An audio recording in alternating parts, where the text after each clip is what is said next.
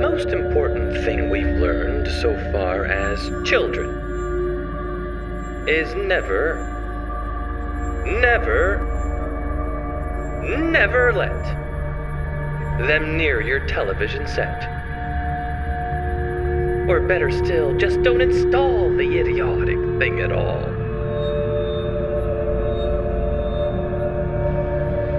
And now, our host, Ronaldo. How are you? We're living off of his name, or anything we do is because of his name. We're living off of his name, or anything we do is because of his name. We're living off of his name, or anything we do is because of his name. If so, you should try my grandmother's famous tonic beverage, which she always referred to as snake water. She made it simply by disconnecting the rubber pipe from the gas ring in the kitchen, and then bubbling the gas through a quart of beer for half an hour. Mind you, she never drank it herself. She gave it to my grandfather. The effect was astonishing. The old man would at once become extremely exhilarated, singing songs and leaping over the furniture everywhere. But it killed him in a month. Some of you, of course, may not have gas in your home. You can, however, achieve roughly the same results by picking the waddy out of one of those benzocaine inhalers and soaking it for 12 hours in a tumbler of brandy. Or dance all night on that. But you'll be a wreck in the morning and a goner within the week. I have purposely refrained from talking about tonight's play for fear of giving away the plot. It's called Hush Hush.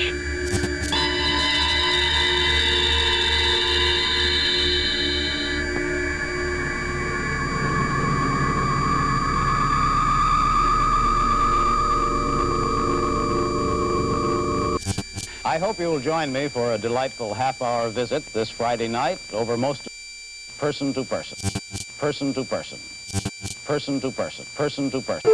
No matter where you live, the lowest price is always America's best contacts and eyeglasses. 2 pair of elegant eyeglasses, or 1 pair of daily wear soft contacts, including your complete eye exam, only $49.99. Emergency Operations Shelter. Or 2 pair of eyeglasses, including single vision lenses and eye exam, $49.99 at America's best contacts and eyeglasses. Oh yeah, the water's great. Prophet TB Joshua is dead, and this is according to a Nigerian online newspaper, People's Gazette.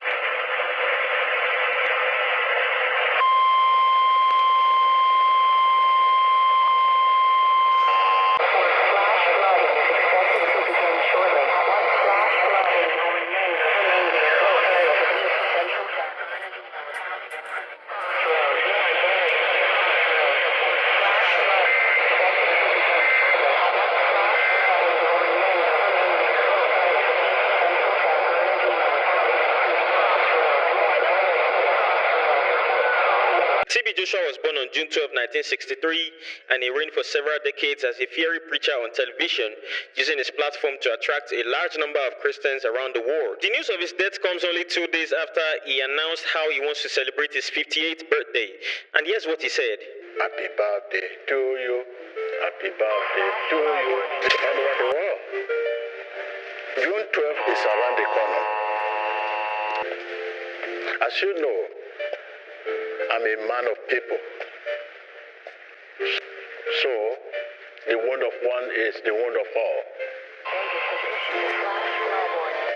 As things stand, you may have realized it will not be easy for me to celebrate my birthday under the present circumstances.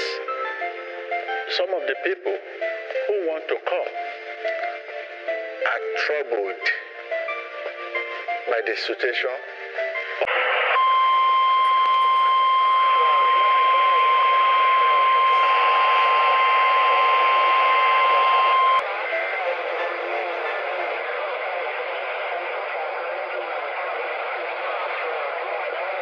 And they are worried. I feel their pain. I feel their worry. Therefore, let us dedicate this day to prayer and fasting. Don't forget the needy. By the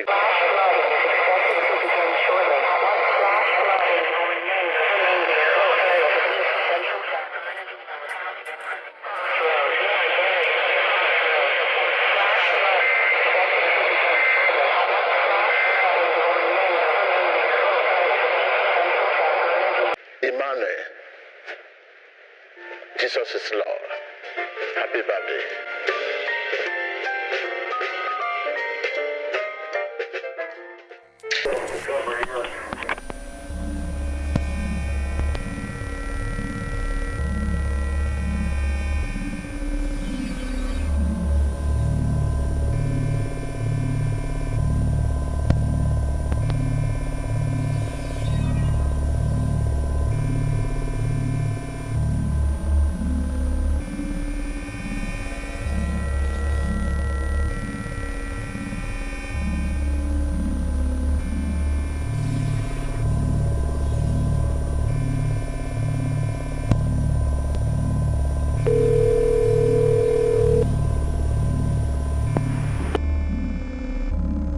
If you need help, hang up and then dial.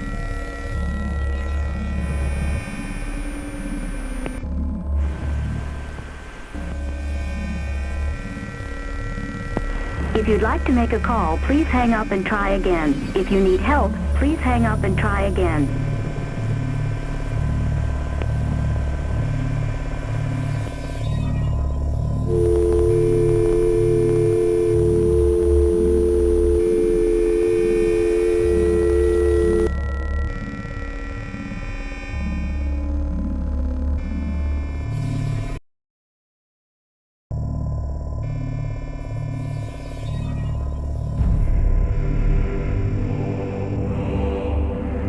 They sit and stare and stare and sit until they're hypnotized by it, until they're absolutely drunk with all that shocking, ghastly junk. Oh yes, we know it keeps them still. They don't climb out the windowsill. They never fight or kick or punch. They leave you free to cook the lunch and wash the dishes in the sink. But did you ever stop to think, to wonder just exactly what this does to your beloved taunt? It rots the sense in the head. It kills imagination dead. It clogs and clutters up the mind and makes a child so dull and blind he can no longer understand a fantasy, a fairyland. His brain becomes as soft as cheese. His powers of thinking rust and freeze. He cannot think. He only sees. All right, you'll cry. All right, you'll say. But if we take the set away, what shall we do to entertain our darling children? Please explain. We'll answer this by asking you, what use do the darling ones to do? How used they keep themselves contented before this monster was invented? Have you forgotten? Don't you know? We'll say it very loud and slow. Fear not, because we promise you that in about a week or two of having nothing else to do, such wondrous, fine, fantastic tales of dragons, gypsies, queens, and whales, and treasure isles, and distant shores, where smugglers rode with muffled oars, and pirates wearing purple pants, and sailing ships, and elephants, and cannibals crouching round the pot, stirring away at something hot. It smells so good. What can it be? Good gracious, it's Vanellope! And Beatrix Potter with Mr. Todd, the Dirty Rotter, and Squirrel Nutkin, Pigling Bland, and Mrs. Piggywinkle, and just how the camel got his hump, and how the monkey lost his rump, and Mr. Toad, and bless my soul, there's Mr. Rat and Mr. Mole. But did you ever stop to think, to wonder just exactly what this does to your beloved taunt? It rots the sense in the head. It kills imagination dead. It clogs and clutters up the mind and makes a child so dull and blind he can no longer understand a fantasy, a fairyland. His brain becomes as soft as cheese. His powers of thinking rust and freeze. He cannot think. How used they keep themselves contented before this monster was invented? Have you forgotten? Don't you know? We'll say it very loud and slow. They'll now begin to feel the need of having something to read. Books. What books they used to know, those children living long ago.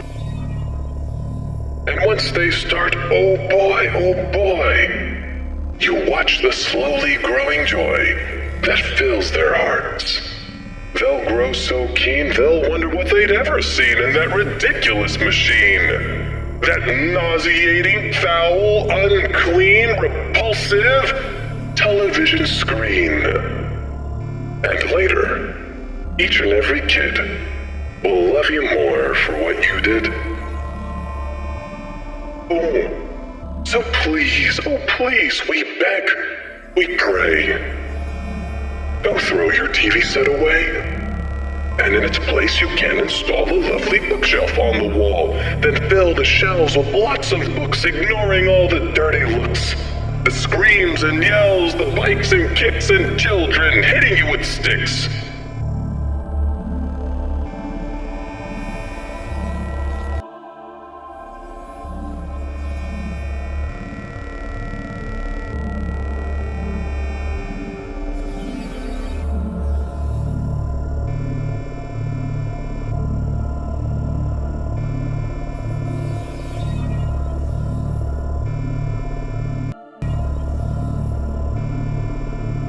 If you look closely, you can see where the names here, written here, of a king have been intentionally hacked out. And across here and here, you can see where it's been smashed. And the red tone here to the stone shows that it suffered burning as well. This really violent act of destruction was an attempt to completely erase from history one of Egypt's most controversial pharaohs, Akhenaten. He completely tried to change ancient Egyptian religion, culture, art, and in such a drastic way that it was just too much for ancient Egyptians to really accept. We have this beautiful relief of Akhenaten here, which shows the king as he would have been shown on the other half of this stela. So the figure of the king would have been originally here, and that's been completely destroyed, and we don't have that surviving at all. You can see here just, the incredible style of art that he introduced. It's much more naturalistic than typical Egyptian art, and it was meant to reflect his new religion that was focused on the sun god alone.